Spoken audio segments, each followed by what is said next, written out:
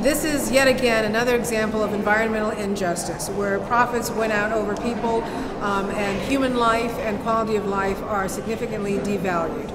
This is a horrible risk that we're taking, and my question is, what's the rush? Why can't we wait for the US EPA study?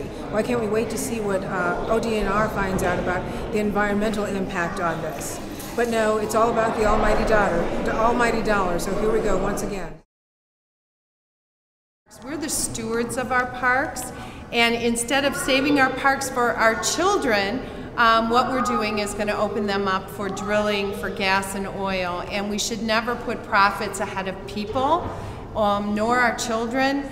And my fear is our parks are going to be our canary in the coal mine. If they're tainted and they're polluted, we can't ever fix them. It took thousands of years for them to be the beautiful things that they are. And this damage could be irreparable. So I'm very sad that this bill passed today. I am very proud of all the people that came out here to support the parks and the people. In the early 1900s, Teddy Roosevelt had the sense to create the parks, to preserve land. This land belongs to the people of Ohio, not to the legislature. It is really not our business to allow oil companies to come in and drill on the people's land. It's not appropriate. It's a violation of the lands that belong to the people and really future generations. And so it's a sad day when we want to turn a profit, in these parks and create a situation where they're not going to be the pristine, beautiful green spaces that they are for us, but they won't be for our kids. So I think it's a real shame. This is just a crazy idea. It makes no sense environmentally, it makes no sense economically. We're doing more harm to both the environment in our state parks, but also just in general in terms of greenhouse gas emissions.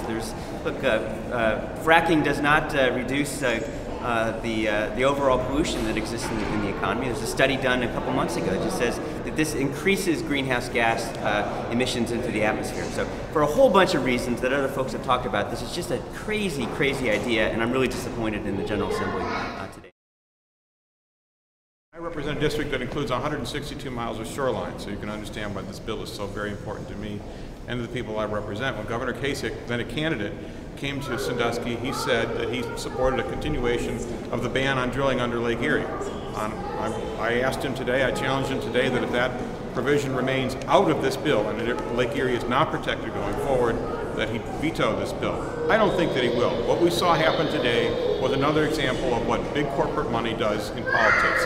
It gets its way. Today it got exactly what it paid for, and it's a sad day for Ohio. I encourage you to stand up and let your voices be heard. This is something that we can't turn around. Like we said, if you frack, you can't take it back.